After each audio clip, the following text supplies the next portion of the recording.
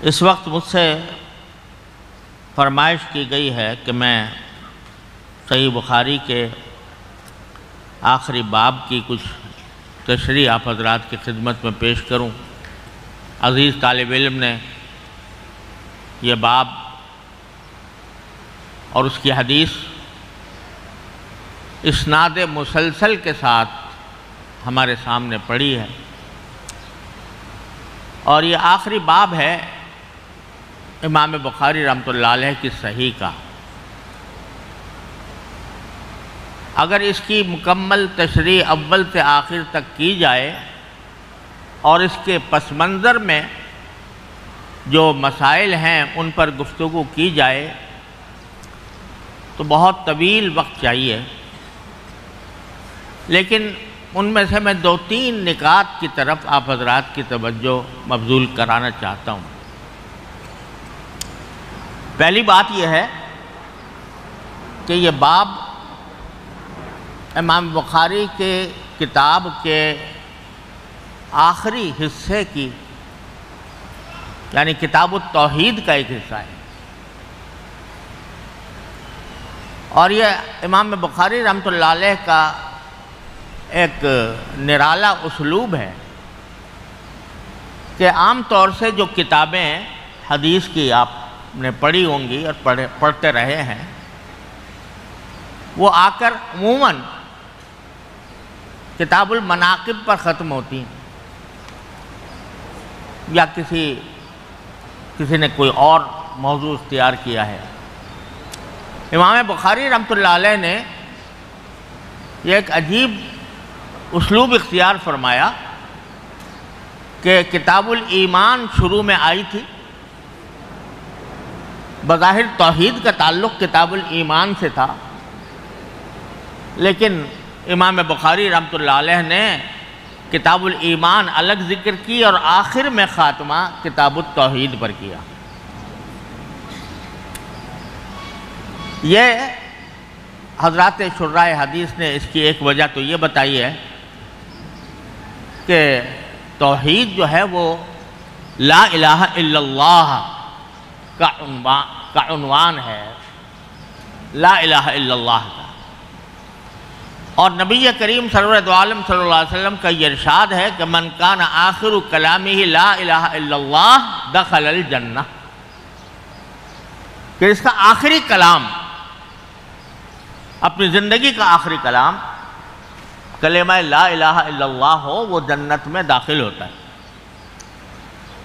تو حضرات محدثین نے یہ فرمایا، شراح حدیث نے، کہ امام بخاری نے کتاب التوحید اس لیے آخر میں کی تاکہ آخر کلامہ لا الہ الا اللہ کی فضیلت میں داخل ہو جائے۔ لیکن اس کی ایک وجہ اور بھی ہے، اور وہ یہ کہ ایمان جو ہے وہ در حقیقت ایک طرف اللہ جل جلالہ اور نبی کریم سرور دو عالم صلی اللہ علیہ وسلم کی تعلیمات کا مجموعہ ہے جن کی اطاعت واجب ہے، اور دوسری طرف ایمان ہی کا تقاضا یہ ہے کہ جو تعلیمات یا جو عقائد اسلام کے خلاف ہوں ان سے بھی انسان براءت کا اظہار کرے۔ لا الہ الا اللہ، لا الہ میں نفی ہے تمام معبودوں کی، اور الا اللہ میں اس بات ہے صرف اللہ جل جلالہ کے معبود ہونے کا۔ تو ایمان صرف اس بات کا نام نہیں ہے بلکہ نفی کا بھی نام ہے۔ نفی یہ کہ جو غلط عقائد ہیں ان سے انسان براءت کا اظہار کرے۔ اسی لیے جب کوئی مسلمان ہو تو صرف کلمہ اشہد ان لا الہ الا اللہ محمد رسول اللہ کہہ کر بے شک مسلمان ہو جاتا ہے، لیکن اگر اس کا پہلے کوئی اور مذہب تھا، کوئی اور دین تھا، اس دین سے براءت کرنے کا اعلان بھی اسلام لانے کے لیے ضروری ہے۔ تو اللہ تبارک و تعالیٰ نے جہاں ہمیں عقائد صحیحہ سکھائے ہیں، وہاں عقائد باطلہ کی نفی بھی ہمارے ایمان کا جز ہے۔ تو اب اس ترتیب سے اگر آپ دیکھیں تو امام بخاری رحمۃ اللہ علیہ نے پہلے ایمان کا بیان فرمایا، ایمان کیا ہوتا ہے، ایمان کی حقیقت کیا ہے، اس کے شعبے کیا ہیں، وہ بیان فرمائے، اور پھر ایمان کے شعبوں کے تحت پھر طہارت سے لے کر آخر تک جتنے احکام شرعیہ نبی کریم صلی اللہ علیہ وسلم سے ثابت تھے وہ سارے کے سارے ذکر کر دیا۔ اب کہتے ہیں کہ سارا تم نے پڑھ تو لیا، لیکن یاد رکھو کہ اس ایمان پر ڈاکے ڈالنے والے بھی بہت ہیں، اس ایمان کے غلط معنی بتانے والے بھی بہت ہیں، اس ایمان کے اور عقیدے کی خرابیاں لوگوں تک پہنچانے والے بھی بہت ہیں۔ لہذا کتاب التوحید قائم کر کے حضرت امام بخاری رحمۃ اللہ علیہ نے ان گمراہ فرقوں کی تردید اور نفی کی ہے جنہوں نے ایمان کے عقائد پر ڈاکے ڈالے تھے۔ اس میں معتزلہ تھے، اس میں جہمیہ تھے، اس میں کرامیہ تھے، اس میں قدریہ تھے، اس میں جبریہ تھے، جہمیہ تھے، یہ فرقے وجود میں آ گئے تھے اور انہوں نے ایمان کے اوپر ڈاکے ڈالنے شروع کیے تھے۔ اپنی طرف سے اپنی عقل کی بنیاد پر، اپنی سمجھ کی بنیاد پر ایمان کی اور اسلام کی وہ تشریحات شروع کی تھی کہ جن کا قرآن و حدیث میں سے کوئی تعلق نہیں تھا، لیکن تعویلات کرتے تھے، آیات میں تعویل، احادیث میں تعویل، اور امت کے جو مسلمہ عقائد ہیں ان کی خلاف ورزی۔ جس زمانے میں امام بخاری رحمۃ اللہ علیہ تشریف لائے ہیں تو ان عقائد کا اور ان افکار کا ڈنکا بجا ہوا تھا۔ امام بخاری رحمۃ اللہ علیہ کے استاد امام احمد بن حنبل رحمۃ اللہ علیہ وہ ان کے مقابلے کے لیے کھڑے ہوئے، کوڑے کھائے، قید و بند کی صعوبتیں برداشت کیں، لیکن ایمان کا تحفظ کیا، عقائد کا تحفظ کیا اور ان سارے باطل فرقوں کی تردید فرمائی۔ تو ایک عالم کا صرف یہ کام نہیں ہے کہ وہ صرف اس بات کرے، بلکہ گمراہی کی نفی اور گمراہی کی تردید بھی ایک عالم کا فریضہ ہے۔ لیکن میں جو بات کہنا چاہتا ہوں اس میں جس زمانے کی یہ بات ہے امام احمد بن حنبل کی، ڈنکا بجا ہوا تھا معتزلہ کا، جہمیہ کا، اور یہاں تک کہ جو حکومت تھی وہ ان کے دام میں آ گئی تھی اور حکومت معتزلہ کے قائم ہو گئی تھی، اور جو آدمی صحیح عقیدے کا اظہار کرے اس کے لیے اس کے اوپر کوڑے برسائے جاتے تھے۔ حضرت امام احمد بن حنبل رحمۃ اللہ علیہ پر 17 کوڑے لگائے گئے، اور وہ کوڑا ایسا تھا، مورخین نے لکھا ہے کہ ایک کوڑا ایسا تھا کہ اگر ایک کوڑا کسی ہاتھی کے اوپر مار دیا جائے وہ بھی لگ جاتا تھا، ایسے کوڑے برسائے گئے 17، اور انہوں نے اس کو برداشت کیا، انہوں نے جیل کاٹی اور اس کو برداشت کر کے ان کا مقابلہ کیا۔ ڈنکا ایسا بجا ہوا تھا کہ علی بن مدینی جیسا محدث جو امام بخاری کے استاد ہیں وہ چھپ کر بیٹھ گئے تھے، اور ان سے کوئی کہتا تھا کہ آپ اسی طرح اعلانیہ جائیں جیسے کہ امام احمد بن حنبل اپنے عقائد کا اعلان کرتے ہیں، اس طرح آپ بھی جا کر تردید کریں۔ تو فرماتے تھے بھائی میں کوڑوں کا تحمل نہیں کر سکتا، تو اس لیے چھپ کر بیٹھ، امام بخاری کا استاد، لیکن یہ چھپ کر اس لیے بیٹھ گئے تھے کہ کم از کم کہیں باہر نکلوں گا تو کوئی سوال ہوگا، اور سوال کرنے کے نتیجے میں اگر حق کا اظہار کروں گا تو میرے لیے کوڑے ہیں، اور اگر میں حق کا اظہار نہیں کروں گا تو باطل کا ساتھ دے رہا ہوں گا، اس لیے بیٹھ گئے تھے۔ علی بن مدینی جیسا انسان جس کے بارے میں محدثین فرماتے ہیں کہ ان کے ایک درس میں صرف ایک درس میں 6000 دباتیں شمار کی گئیں جو قلم سے لکھنے والے تھے طلبہ، ان کی سنی ہوئی حدیث ہے، 6000 دباتیں ان کے درس میں. تو ان کو بھی، لیکن اتنا ضرور ہوا کہ انہوں نے کوئی بات ایسی نہیں کی جو حق کے خلاف ہو، صرف یہ کہ بالکل حق کا اظہار کیا کہ میں اتنا برداشت نہیں کر سکتا. اتنا ڈنکا بجا ہوا تھا ان عقائد کا اور ان نظریات کا اور عقل کے نام پر اور تجدید کے نام پر. وہ اپنے آپ کو اہل التوحید کہتے تھے، اصحاب التوحید انہوں نے اپنا نام رکھا ہوا، ڈنکا بجا ہوا تھا. آج بتاؤ کہاں ہے معتزلہ، کہاں ہے جہمیہ، کہاں ہے کرامیہ؟ کون ہے جو ان کے عقائد کے آج یا ان کی باتوں کی تصدیق کرے یا اس کے دل پر اس کے دلائل کا اثر پڑے؟ کوئی ہے؟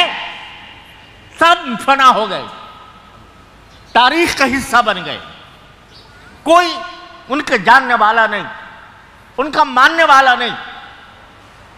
تو میرے بھائیوں، کہنا یہ تھا کہ دین وہ ہے جو نبی کریم سرور دو عالم صلی اللہ علیہ وسلم فرمایا ما انا علیہ واصحابی، یہ ہے دین.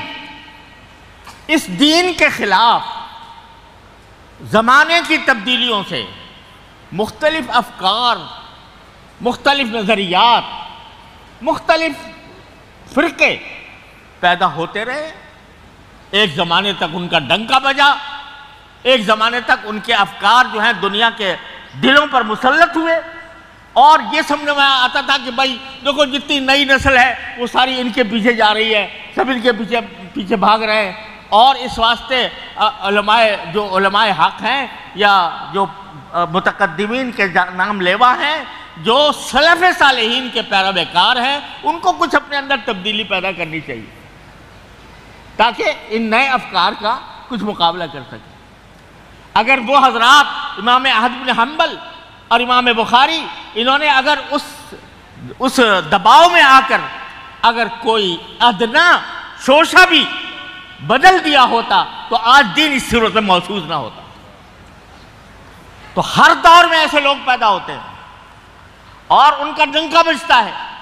ان کے بارے میں کہا جاتا ہے بھئی بڑے مؤثر، ان کا کلام بڑا مؤثر ہے، لوگ ان کے پیچھے چل رہے ہیں. لوگ کہا جاتا ہے کہ یہ نئے افکار لے کر آئے ہیں اور نئے نظریات لے کر آئے ہیں، اور ان کے پیچھے چلنے والوں کی ایک فوج ہے جو ان کے پیچھے چل رہی ہے، اور یہ بیچارے پرانے لوگ سلف صالحین کے پیروکار یہ پیچھے رہ گئے ہیں اور وہ آگے بڑھ گئے ہیں. میرے بھائیوں، وہ جتنے آگے بڑھنے والے ہیں وہ بھی اسی طرح تاریخ کا حصہ بننے والے ہیں جیسے معتزلہ اور جہمیہ بنے تھے. لہذا کبھی اس بات سے مرعوب نہ ہونا کہ فلاں نظریہ جو ہے اس کا بڑا چرچا ہے، فلاں نظریہ بڑا پھیل رہا ہے، نوجوان نسل اس کی طرف جا رہی ہے، اس کے باتوں کے اندر بڑی تاثیر ہے. اس بات سے کبھی مرعوب نہ ہونا. یہ سارے نظریات، سارے افکار جو مان علیہ واصحابی کے خلاف ہے، سب مٹنے والے ہیں. ایک دن وہ بھی تاریخ کا حصہ بنیں گے جس طرح معتزلہ اور جہمیہ بن گئے. تو اس واسطے میں اس کتاب التوحید کو میں ایک سبق کے طور پر پڑھتا ہوں، سبق کے طور پر پڑھتا ہوں کہ دیکھو یہ سارے تھے، کہاں گئے؟ آج بھی ہمارے سامنے کیسے نظریات ہیں، کیسے افکار ہیں، کیسے لوگ آ رہے ہیں، نئی نئی باتیں کر رہے ہیں. بھائی اس میں بڑی جدت ہے، اس کے بیان میں بڑی جدت ہے، اس کے بیان میں بڑی تاثیر ہے، اس کی تحریر میں بڑی جان ہے. یہ لوگ جو ہیں وہ اس کے پیچھے چل رہے ہیں. ڈنکا بجا ہوا ہے کن کے بعد؟ نو تعلیم یافتہ قوم جو ہے وہ ان کے پیچھے چل رہی ہے. تو میرے بھائیوں، جانے دو ان کے پیچھے. ہم تو اسی پر رہیں گے جو ما انا علیہ واصحابی کا پیغام ہے. یہ سب مٹ جائیں گے، سب فنا ہو جائیں گے اور تاریخ کا حصہ بنیں گے. آپ نے، میں تو معتزلہ جہمیہ کی بات کر رہا ہوں، پاکستان ہمارے بر صغیر کے اندر دیکھو، تاریخ پر نظر ڈالو تو ایک زمانے میں مشرقی صاحب چل رہے ہیں، ان کا ڈنکا بجا ہوا ہے، ان کی تحریریں پڑھی جا رہی ہیں، ان کے نظریات اپنائے جا رہے ہیں. جی آج کوئی جانتا ہے مشرقی صاحب کو؟ ان کی تحریر کوئی پڑھتا ہے؟ نہیں. تو غلام احمد پرویز صاحب تھے، ایک زمانے میں کہا جاتا تھا کہ بھائی علماء کے پاس ان کا توڑ نہیں ہے سوائے کفر کے فتوے کی. لیکن آج دیکھو کوئی پڑھتا ہے غلام احمد پرویز کی کتابیں؟ وہ کباڑیوں کے یہاں بک رہی ہیں. تو میرے بھائیوں، اپنے آپ کو ما انا علیہ واصحابی کا پیغام دینے والا بنو، اور کسی بھی ادھر ادھر کی تحریکوں سے، ادھر ادھر کے نظریات سے یہ نہ سمجھنا کہ اسلام میں آج ترمیم کی ضرورت پیش آ گئی ہے، اسلام کے ہمیں اپنے سلف صالحین کے طریقے سے بدلنے کی ضرورت پیش آ گئی ہے. کبھی دماغ میں یہ خیال نہ لانا. ان کا یہ جو پڑھائی جاتی ہے نا، لوگ کہتے ہیں بھئی معتزلہ کو اب کیا پڑھیں اور جہمیہ کو کیا پڑھیں. تو میں تو کہتا ہوں پڑھو، تاکہ پتہ چلے کہ کون کیا تھا اور کیا ہو گیا. تو ایک بات تو مجھے یہ کہنی تھی کتاب التوحید کے بارے میں. دوسری بات یہ کہ امام بخاری رحمۃ اللہ علیہ نے اپنی اس کتاب کو، اصل تو مقصود معتزلہ کی تردید ہی تھی، لیکن جو حدیث لائے یا جو باب لائے یا جس آیت سے آغاز فرمایا وہ وزن اعمال کی. کیا کہ وَنَضَعُ الْمَوَازِينَ الْقِسْطَ لِيَوْمِ الْقِيَامَةِ فَلَا تُظْلَمُ نَفْسٌ شَيْئًا. قیامت کے دن ہم ترازویں سامنے رکھیں گے. کون سی ترازویں؟ القسط، جو سراپا انصاف ہوں گی. قیامت کے دن ہم رکھیں گے. فَلَا تُظْلَمُ نَفْسٌ شَيْئًا، تو کسی انسان پر کوئی ظلم نہیں ہوگا. سب کے اعمال نامے دیکھ لیے جائیں گے اور اس وقت سب کو پتہ چل جائے گا کہ کون کتنے پانی میں ہے. اللہ تعالیٰ اپنے علم سے بھی فیصلہ کر سکتے تھے. اللہ تعالیٰ کو معلوم ہے کس کا کیا عمل ہے، تو اس کے مطابق فیصلہ کر سکتے تھے.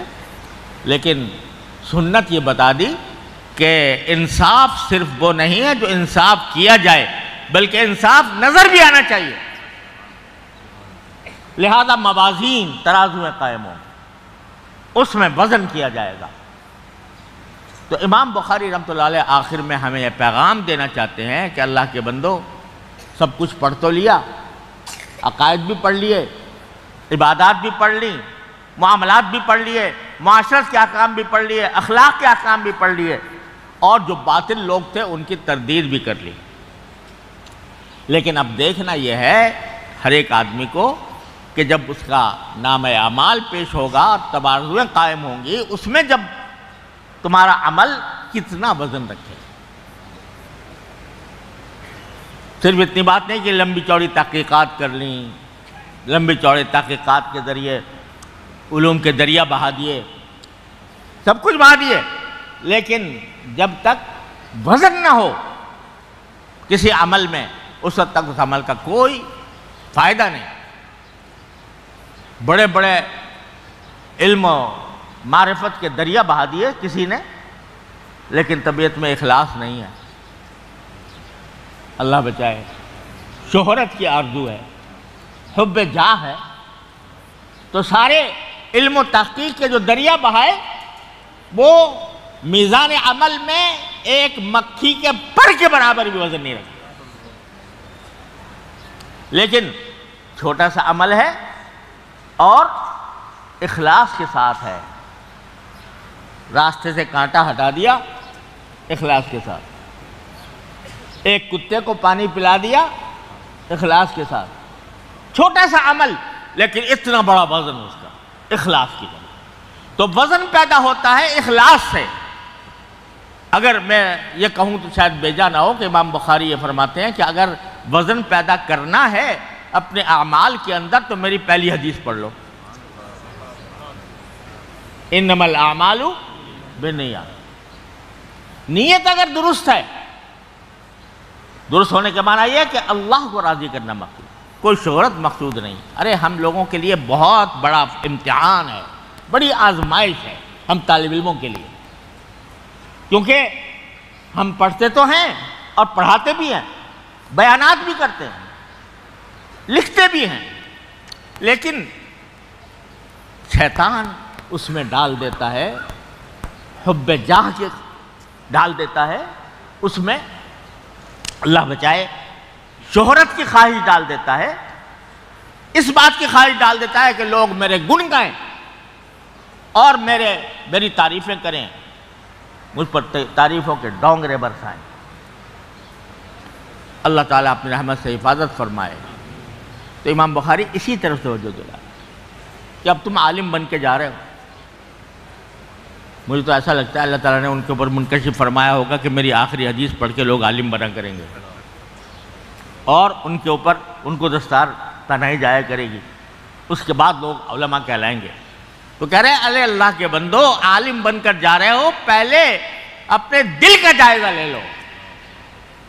یہاں سے جا کر پڑھاؤ گے، یہاں سے جا کر بیانات کرو گے، یہاں سے جا کر کتابیں لکھو گے، سب کچھ کرو گے، لیکن یہ نہ بھولنا کہ یہ سارے اعمال وزن ہوں گے، اور ان کا وزن اخلاص سے ہوگا، اللہ تعالیٰ کی رضا جوئی سے ہوگا، اللہ تبارک و تعالیٰ کے ساتھ تعلق قائم کرنے سے ہوگا، محض علمی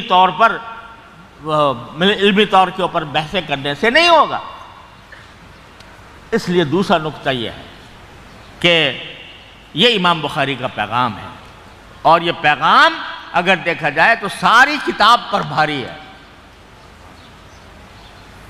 اس لیے کہ سب کچھ کر رہا ہے آدمی، نماز بھی پڑھ رہا ہے، روزے بھی رکھ رہا ہے، حج بھی کر رہا ہے، زکوٰۃ بھی دے رہا ہے، دعوت بھی کر رہا ہے، تبلیغ بھی کر رہا ہے، جہاد بھی کر رہا ہے، لیکن اللہ بچائے اخلاص نہیں تو کچھ بھی نہیں۔ اس لیے وزن اعمال کی امام بخاری نے یہاں پر اس کے لیے باب قائم کیا۔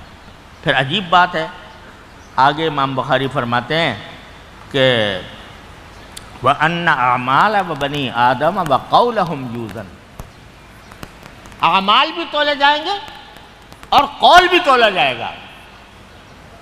تو مولویوں، تم مولوی بن کے جا رہے ہو تو تمہارے اعمال بھی تلیں گے اور تمہارے اقوال بھی تلیں گے۔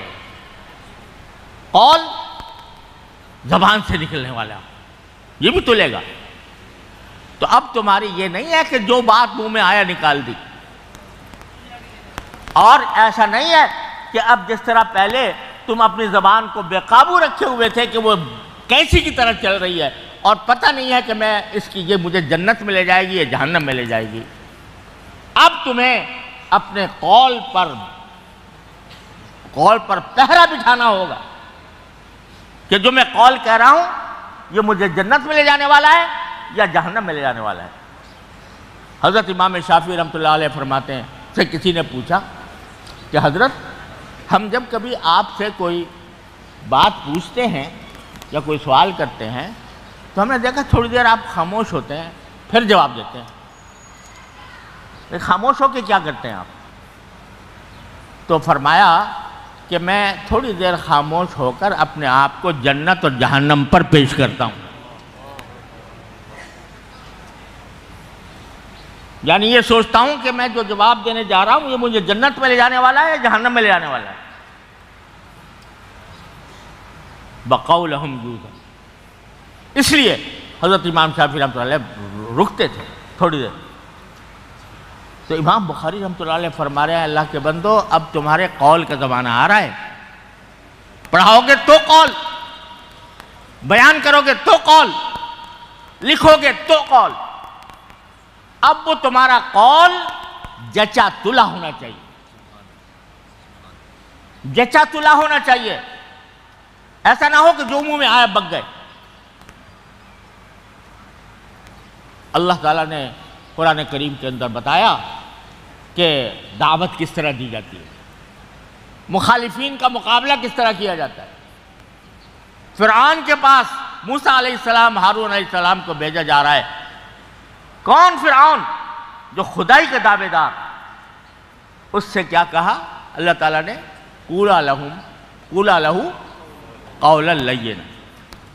میرے والد ماجد رحمۃ اللہ علیہ فرمایا کرتے تھے، اللہ تعالیٰ ان کے درجات بلند فرمائے، کہ آج تم موسیٰ علیہ السلام سے بڑے مصلح نہیں ہو سکتے، اور تمہارا مخالف فرعون سے بڑا گمراہ نہیں ہو سکتا. اور اس کے بارے میں کہا جا رہا ہے کہ ان سے جا کے بات کرو تو نرمی سے کرنا.